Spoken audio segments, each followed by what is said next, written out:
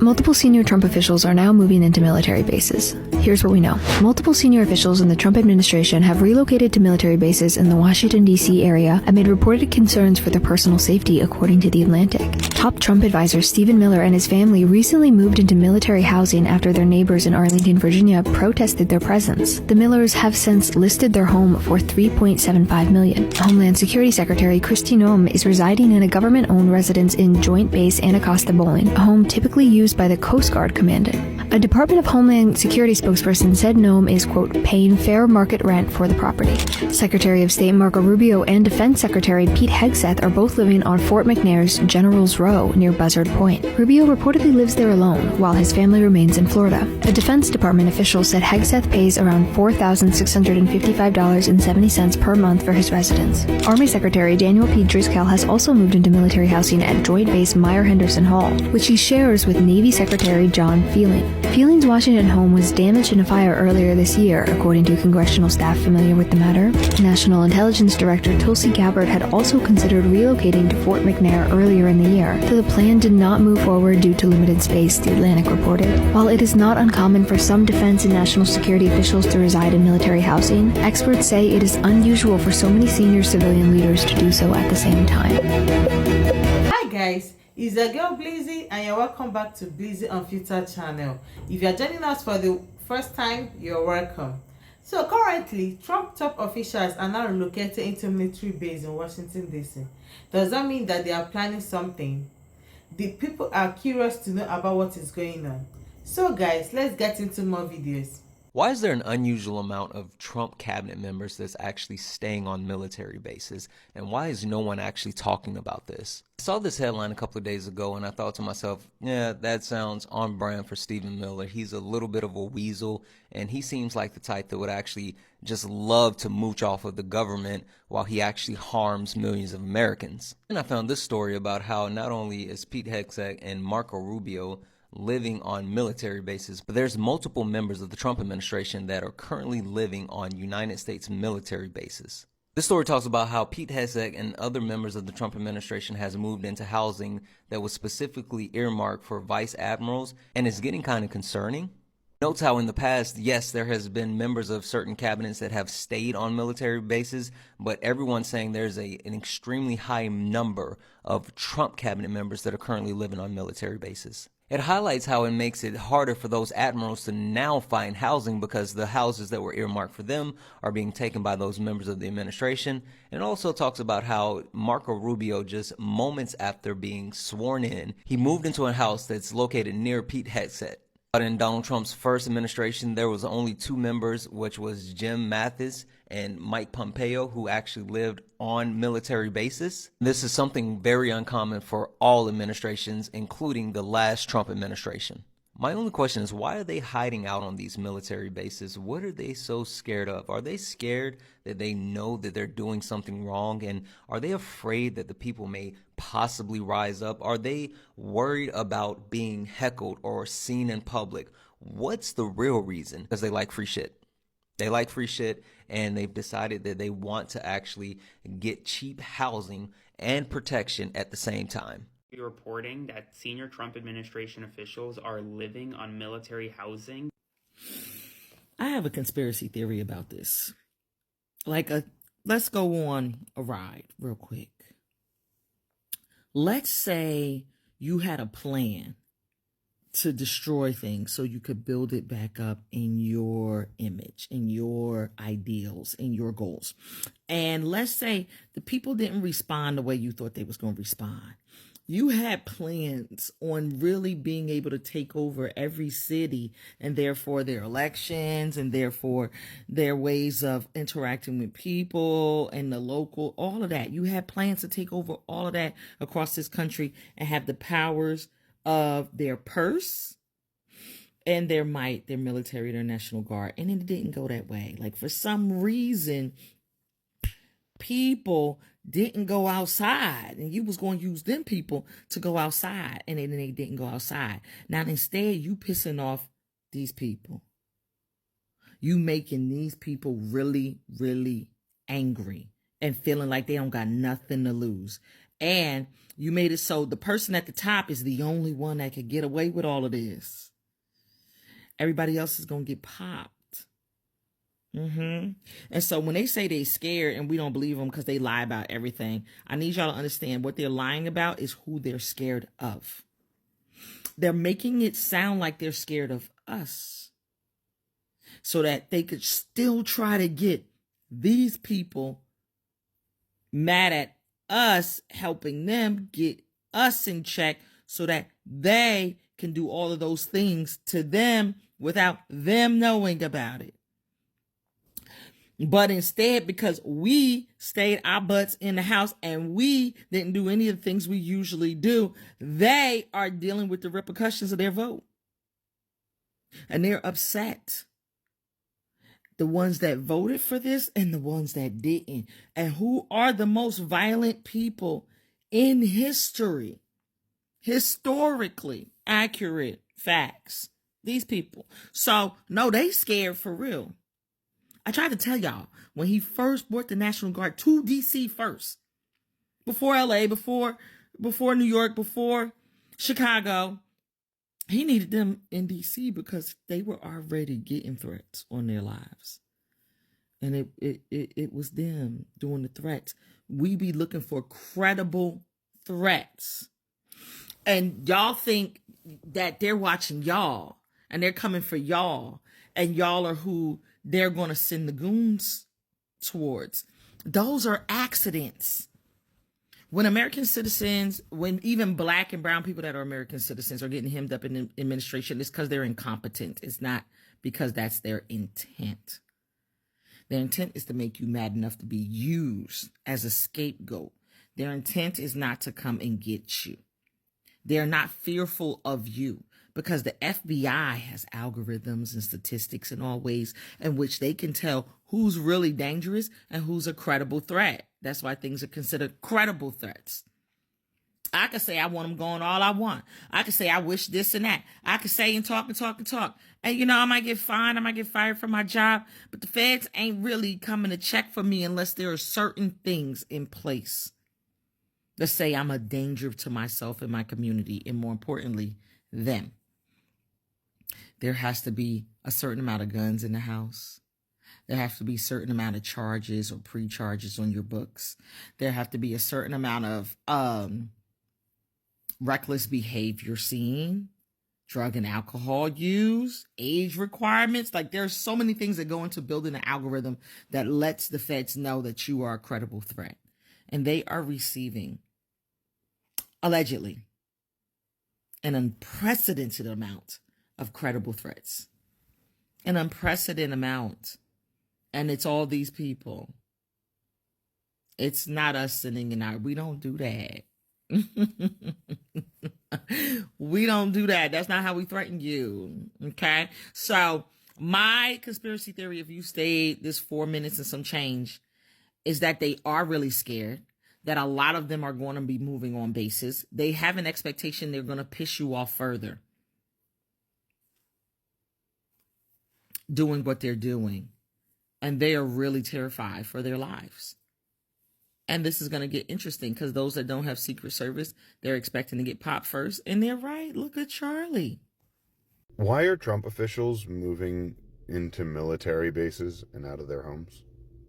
Multiple members of the Trump administration are now living on military bases as they fear violence from left-wing activists. Marco Rubio, Stephen Miller, and Kristi Noem are just some of the few officials that have sold their private homes and are now living on military bases out in the Midwest and Northeast. The process began last spring as mansion-type homes are being built on Air Force bases all across the U.S. because some officials in the White House are so fearful of their life that they want to be protected directly by the military. Stephen Miller's the recent one to move out whenever somebody came to his home last month, knocked on the door and simply said, "We are watching you." He then left his home and moved to a military base within 72 hours. Even some Republican senators are asking the Trump administration to do the same to them, with Lindsey Graham being an example. This is a process within the Trump administration that members have to apply for and then be accepted.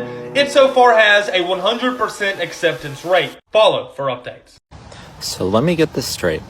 Trump's top officials are literally moving into U.S. military bases. Not veterans, not active duty service members, political appointees, civilian loyalists, hiding behind armed guards on federal property while calling the rest of us the threat.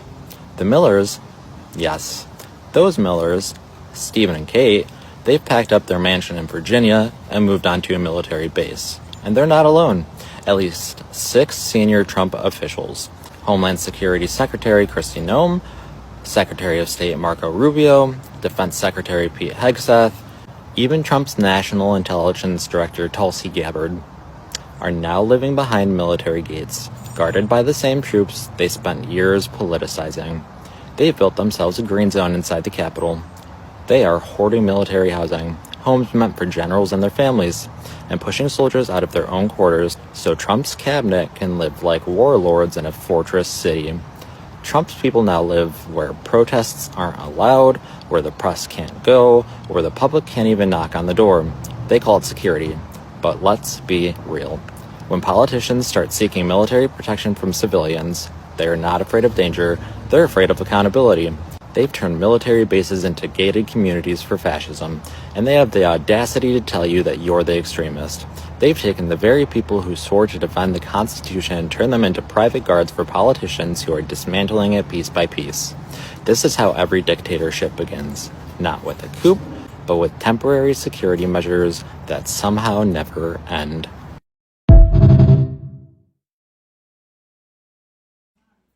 Stephen Miller, Kristi Noem, and others are currently living in military bunkers with your tax dollars. Did you know that? Come on in, set a spell. So this is something that's not getting a lot of fanfare or a lot of light, but the rest of the country is dealing with enough right now. So we're dealing with rising rent, food costs, the loss of SNAP benefits, disappearing health coverage, and your tax dollars are literally taking care of the very people that are a part of some of this foolery. They're in military housing. I just thought you needed to know that, but let's dig a little bit deeper, shall we? So according to the Daily Beast, Trump advisor Stephen Miller, who's actually the architect behind the administration's immigration process that we're all experiencing right now, and a lot of us are like, oh, hell no, has taken up residence in military housing, folks. And they're actually calling it the Trump Green Zone. So he moved in after a wave of public protests outside of his Arlington home, according to the report made to the Daily Beast. And he's not alone. Kristi Noem, she's been doing it for some time now, living rent-free. The architect behind a couple of other things herself. She's reserved some space for herself, and it's interesting to me. She's been living there in a home typically reserved for the Coast Guard commandants at Joint Base Anacostia Bowling in Washington, D.C. Her stay has stretched for months at no cost, even as Coast Guard families face housing shortages. Now, that's according to the Washington Post. These aren't isolated moves. Multiple senior figures have reportedly sought refuge inside secure, taxpayer-backed basic housing for some time, in citing threats and protests that folks have been exercising their right to do. But here's the catch. These homes were built and funded for active duty military families, not political appointees seeking quiet luxury under the banner of security. How about that? Well, at first glance, you might think, okay, so what? Safety concerns, they need to make sure that they're good, right, in the middle of everything that's going on. But this isn't about protection only. It's about privilege. That's the first daggone thing, and access. And lastly, it's also about accountability. So you big and bad enough to do the stuff that you've been doing. Military versus civilian lines, they're actually blurring right now. When political appointees start taking up space, did you hear what I just said? In military housing, it challenges the principle that the armed forces and civilian leadership operate separately. Here's the other thing that you ought to be hot as fish grease about, since we're talking about who's footing what bill. Taxpayers are footing the bill. You and me, folks that's getting up, going to work every day, right? And while some of us are mad that people are getting food stamps and so forth, these people still getting paid and they're living rent-free off of your dime. Now, some of these homes require six-figure maintenance costs. One property reportedly underwent $137,000 in taxpayer-funded upgrades before it was occupied. So let me tell you this. The message is absolutely clear. Public officials are sheltering themselves from the very people they claim to represent, which we know that they're only representing their own best interests and their beliefs. And security may be the reason, but isolation is the result. Should you be concerned? Absolutely. Because what are they isolating themselves from? Sounds like bunkering down, doesn't it? So for everyday Americans, for you, the people in the neighborhood, this story isn't just about where powerful people put themselves to bed every night. It's about who pays for their comfort while the rest of us are struggling to afford on our own the very things that they said you don't deserve, that I don't deserve. How does that make you feel? Okay. All right. So let's talk about the patterns that it reveals. Basically, it's a disconnect, it's displacement, it's disinterest. So first of all, leaders physically separating themselves from the people, that's not leadership, folks. Can I say it? I'm going to say it. That's a punk move. That's a sucker move. Displacement. Military families pushed further down housing lists as political appointees are moving in. And guess what? They bring in their camera crews and their makeup artists with them too. How about that? Isn't that nice? On your dime. Officials avoiding public spaces is another thing. So that's a disinterest. You unbothered about what's happening right now. You're not even looking across the horizon to see what's really... You literally don't care. And you're having such fun doing it at our expense. And there will be some of you that will get in my comments and you will call me everything but a child of God. But the one thing that you cannot dispute is the fact that your tax dollars is paying for this. Instead of facing the people, instead of looking people in the eye and stop punking out, they're bunkering in on your dime. How you like that? How do you like that? Because it's still your tax dollars. For more news and information that you can always use, head over to brownstoneworldwide.com, Cityscape Radio, and you guessed it, Brownstone Living Magazine. Now go back to work so you can take more of your tax dollars and keep paying their rent. We'll see you around. Did you know that top Trump officials are now living on U.S. military bases? Yeah, civilian advisors living on U.S. United States military bases. They moved out of their Washington, D.C. homes to live on military bases. Why, you're probably asking? Let's break this all down. It all started after the assassination of Charlie Kirk, and soon after that, protesters started targeting the White House advisor Stephen Miller and his wife Katie. Protesters then got outside his neighborhood in Virginia, said that he was like one of the mustache people, and now the Millers, alongside with at least 6 other top Trump officials, are quietly moving into secure military housing across Washington, D.C. These people include Kristi Noem, Marco Rubio, Pete Hegseth, and others. And these houses are usually reserved for generals, and so they were pushed out to put in these political appointees, and experts say that this is like the first time we've ever seen something like this. But the reason for all this is quite clear.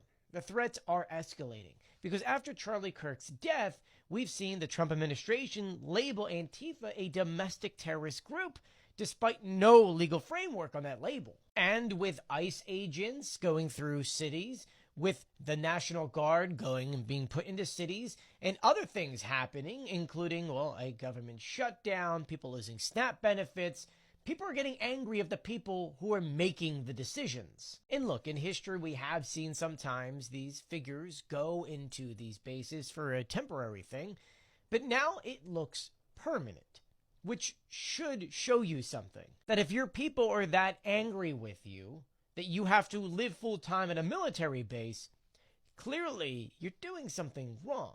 And there's more to this story. The Atlantic put out a great article called "The Top Trump Military Officials Are Moving into Military Bases," and I would suggest you read it. It is quite interesting. I'll be sure to keep you guys updated on this though, so please do share my videos and follow me for more. Why are Trump officials moving into military bases? Why? The Atlantic reports senior Trump officials Stephen Miller and Marco Rubio have moved into military base housing in DC. You know, the kind of historic homes that normally go to top uniformed officers, as they should. Just like, that's not a metaphor. Actual houses on Fort McNair's General's Row. And DHS Secretary Kristi Noem, remember her? She's been living rent-free in the Coast Guard Commandant's residence at Joint Base.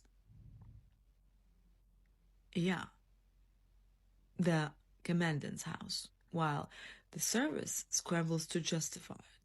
Even the Washington Post says insiders are not thrilled, and why would they be thrilled?